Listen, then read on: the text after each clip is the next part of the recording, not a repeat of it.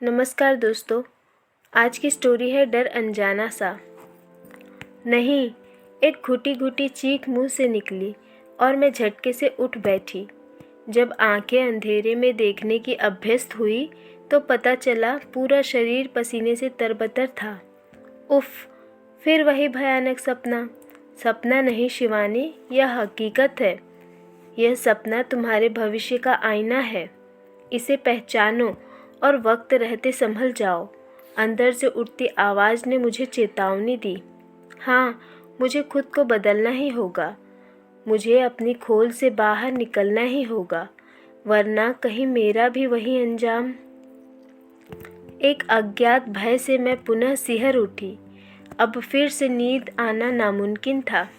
बेहतर है मैं अपनी अधूरी पड़ी कहानी पूरी कर लूँ, लेकिन लाख प्रयास के बावजूद दिमाग काम नहीं कर रहा था और दिमाग के जोर के बगैर कलम ने चलने से इनकार कर दिया। हार कर मैंने भी हथियार डाल दिए। बह जाने दो दिमाग की धारा, जिस ओर भी बहना चाहे। सामने ही मौसी की पोती की शादी का कार्ड पड़ा था। चलो यहीं से शुरुआत करती हूँ।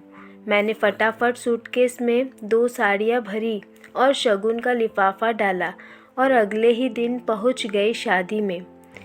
मुझे देखकर वहाँ जो कानाफूसी शुरू हुई तो वह मेरी रवानगी तक चलती रही। खिन्न मन से मैं लौटी।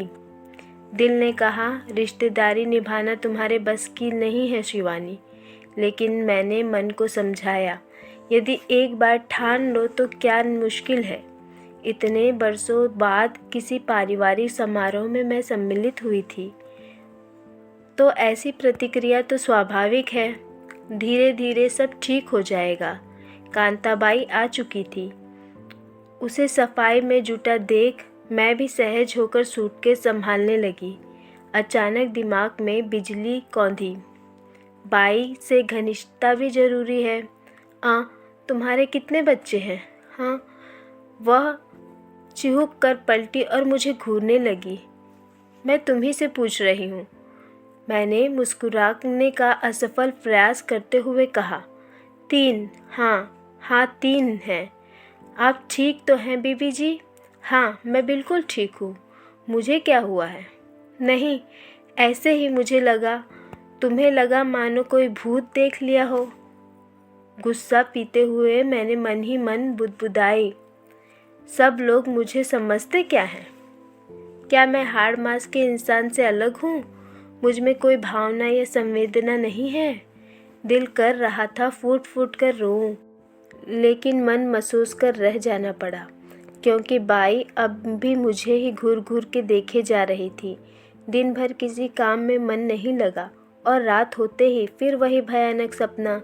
मुझे लगा यदि जल्दी ही कुछ किया नहीं गया तो मैं पागल हो जाऊंगी। विचारों की कड़ी में उलझा मेरा दिमाग मेरे कदमों को कब मनोचिकित्सक तक ले गया, खुद मुझे भी नहीं पता चला। भान तो तब हुआ जब मनोचिकित्सक ने मुझे विश्वास में लेकर मेरी अंतर्व्यथा को शब्दों में ढलवाना आरंभ किया और मैं यंत्र चलित से सब कुछ बताती चली गई। युवावस्था में एक के बाद एक माँ और फिर पिताजी को खो बैठी। माँ को मेरी शादी का बड़ा चाव था। भाई भाभी ने उस जिम्मेदारी को निभाना चाहा, पर मैंने ही किनारा कर लिया। शुरू से ही मैं गंभीर और एकाकी प्रवृत्ति की रही हूँ। माँ पिताजी की असमय मृत्यु ने मुझे और भी अपने खोल में समेट लिया।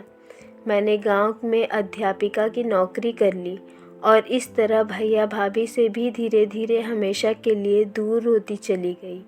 गांव गांव शहर शहर घूमते घूमते सेवानिवृत्त होकर अंततः मैं यहाँ इस महानगर में आकर बस गई। मेरी एक साथी अध्यापिका ने मुझे उचित कीमत पर यह छोटा सा आशियाना दिलवाया था। मुझे लिखने का शौक़ रहा।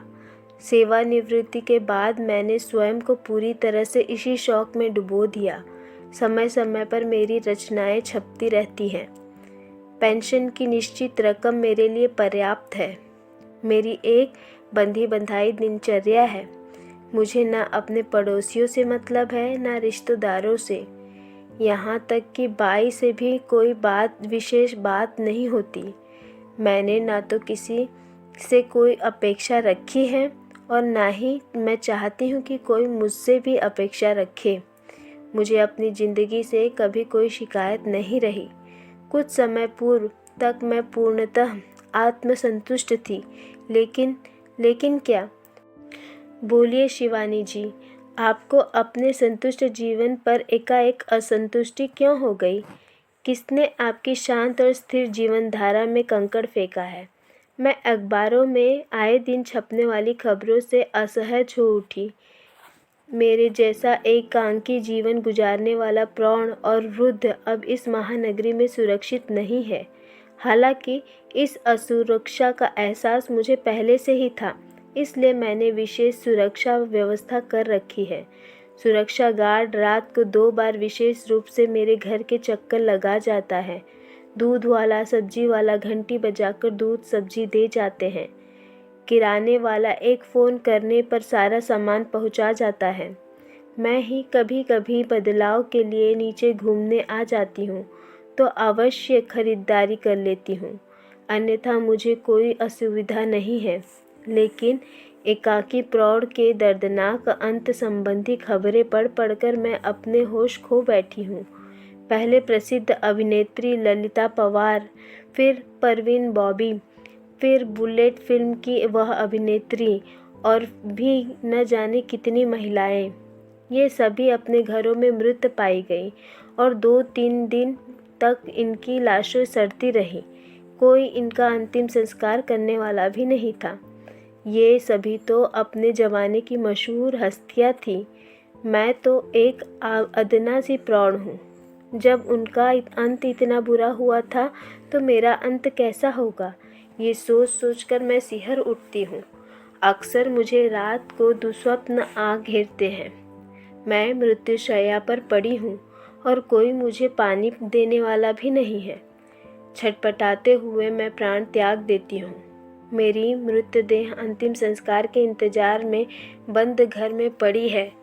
बाई, दूध वाला, सब्जी वाला घंटी बजाकर मेरे घर में न होने का ख्याल करते हुए निकल जाते हैं।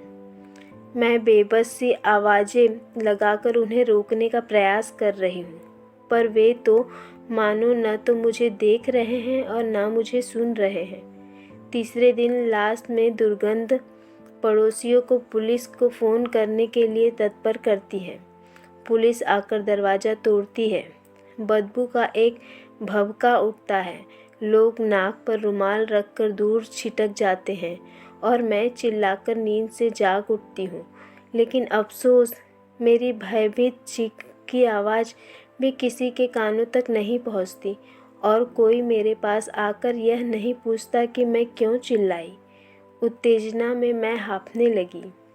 लीजिए, ठंडा पानी पी लीजिए। डॉक्टर ने सामने रखा गिलास मुझे थमा दिया। मैंने एक ही सांस में एक गिलास खाली कर दिया। Thank you. आपको यह सब कुछ बताकर मैं बहुत हल्का महसूस कर रही हूँ। मैं समझ सकती हूँ। Please go on. डॉक्टर ने मेरी हौसला अफजाई की।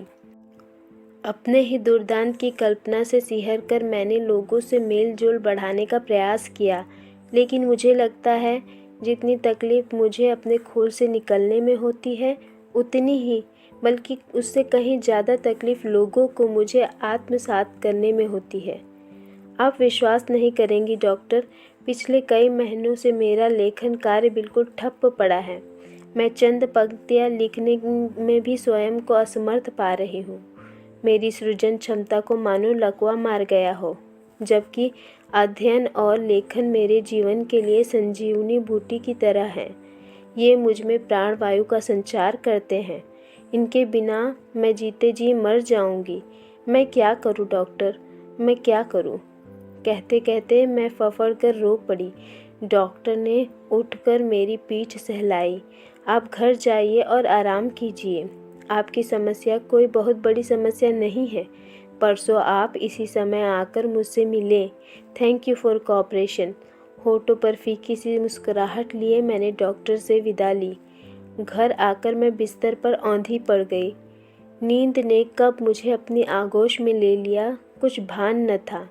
ज़ोर ज़ोर से दरवाज़ा खटखटाने और घंटी बजाने की आवाज़ ने मुझे कुछ चेतना हुई। लगा फिर वही दुस्वप्न देख रही हूँ, मगर माई माई की आवाज़ से नींद उठ ही गई और मैंने उठकर दरवाज़ा खोल दिया। क्या बीबी जी, कितनी देर करती हो दरवाज़ा खोलने में? मैं कब से खड़ी हूँ और घरों में भी तो काम निपटाना है। मैं बुत सी उसे निहारती रही, शायद खुद को यह विश्वास दिला रही थी कि यह सपना नहीं हकीकत है और मैं जिंदा हूँ। मुझे निर्विशेष निहारते देख बाई घबरा गई। लगता है आपकी तबीयत ठीक नहीं है, कहते हुए बाई ने मेरी कलाई पकड़ ली। ओए माँ, आपको तो बहुत तेज बुखार है, पहले क्यों नहीं बताया? चलो बिस्तर पर जाकर लेटो, मैं तुलसी अदरक की चाय बनाकर लाती हूँ। वह मुझे घसीटकर बिस्तर तक ले गई और लिटाकर चादर ओढ़ा दी। मैं कुछ समझ या कह पाऊँ इससे पूर्व ही वह गर्म चाय का प्याला लेकर हाजिर थी। मैंने चाय के संग एक क्रोसिन ले ली। आपको बुखार में तनिक भी हिलने की ज़रूरत नहीं है, मैं सब संभाल लूँगी। आप मुँह से बात नहीं करती तो क्या हुआ? हम जानते हैं कि आप दिल की बहुत अच्छी हैं और मेम साहब लोग तो इधर उधर की 50 बातें पूछते हैं, लेकिन आप बस अपने काम से काम रखती हैं। बाई की बातों से मुझे ऐसा महसूस हो रहा था मानो मरुस्थल में एकाएक हरियाली लहलहा उठी हो। मैं इस हरियाली का भरपूर आनंद उठा पाऊँ इससे पूर्व ही दरवाजे की घंटी बज उठी। आप बैठे रहिए, मैं देख लूँगी। बाई ने दरवाज़ा खोल दिया। सामने वाले मकान की मिसेज मल्होत्रा एक महिला के संग खड़ी थी। मेरा उनसे कोई विशेष परिचय नहीं था, बस एक दो बार हाय हेलो हुई थी। नमस्ते शिवानी जी, यह मेरी सहकर्मी सानिया है। आपकी कहानी और लेख बड़े चाव से पढ़ती है, कई बार आपसे मिलवाने का आग्रह कर चुकी है। आज ऑफिस से ज़रा जल्दी फ्री हो गए तो मैं उसे आपसे मिलवाने ले आई। शायद आपकी तबीयत ठीक नहीं है। कोई बात नहीं, आप आराम करें, हम फिर आ जाएंगे। अरे नहीं, बैठिए। मैंने बाई को 2 चाय लाने का इशारा किया। ऐसे ही थोड़ा बुखार हो गया था, अभी क्रोसिन ली है, उतर जाएगा। हम देर तक साहित्यिक चर्चा करते रहे। मुझे लग रहा था दवा की असली खुराक तो मुझे अब मिल रही है। 2 घंटे बाद वे जाने के लिए उठ खड़ी हुई। मैं बिट्टू के संग आपके लिए दलिया बनाकर भिजवा दूंगी, आप आराम कीजिए। अरे आप क्यों तकलीफ़ करती हैं? नहीं, मैं कहती रह गई पर वे नहीं मानी। आप इसी तरह लिखते रहिएगा। आप नहीं जानती आपकी रचनाओं से हमें कितनी ही समस्याओं का समाधान मिल जाता है, और सबसे बड़ी बात, उन्हें पढ़ने से हमें आत्मिक तृप्ति होती है। मैं आपकी भावनाओं का ख्याल रखूंगी। आप भी मुझे ऐसे ही सहयोग करती रहिएगा। बड़े ही तृप्त मन से मैंने उनसे विदा ली। अब लेटने का मन नहीं कर रहा था। मैं बालकनी में कुर्सी लगाकर बैठ गई। संध्या की सुरमई छटा चारों ओर परसने लगी थी। सड़क पर कारों का धीरे धीरे बढ़ता काफिला बहुत भला लग रहा था। कभी यही रेंगता काफिला झुंझलाहट से भर देता था। सच है, जब मन शांत हो तो सब कुछ सुहाना लगता है। मैं भी कितनी बुद्धू हूँ, जीवन की सार्थकता किसमें है यही नहीं समझ पाई। इस नश्वर शरीर का क्या होगा, ये बेसिर पैर की बात सोच सोच कर जिंदा शरीर को दुख देती रही। अरे जिस शरीर में प्राण ही नहीं, उसकी क्या चिंता करना। मौत तो किसी को कभी भी कहीं भी आ सकती है। यदि सीमा पर लड़ने वाला जवान अपनी मौत को लेकर इतना फिक्रमंद हो जाए तो देश का क्या होगा। इंसान यदि मौत से डर डर कर जीता रहे तो वो जीते जी मर जाएगा। मैं अपने ढंग से अपनी ज़िंदगी जीते हुए आत्मसंतुष्ट हूँ। दूसरों के लिए मेरा जीवन अनुकरणीय और सराहनीय रहेगा। यह सुखद एहसास यदि दिल में है तो मौत हमेशा सुखद ही लगेगी। सोचते हुए मैंने कागज़ कलम उठा ली। अधूरी कहानी आज अवश्य पूरी हो जाएगी। दोस्तों, स्टोरी आपको कैसी लगी कमेंट बॉक्स में ज़रूर बताइएगा और अगर आप चैनल पर नए हैं तो मेरे चैनल को ज़रूर सब्सक्राइब करिएगा, स्टोरी को शेयर करिएगा। फिर मिलते हैं एक नई स्टोरी के साथ। तब तक के लिए good bye and take care.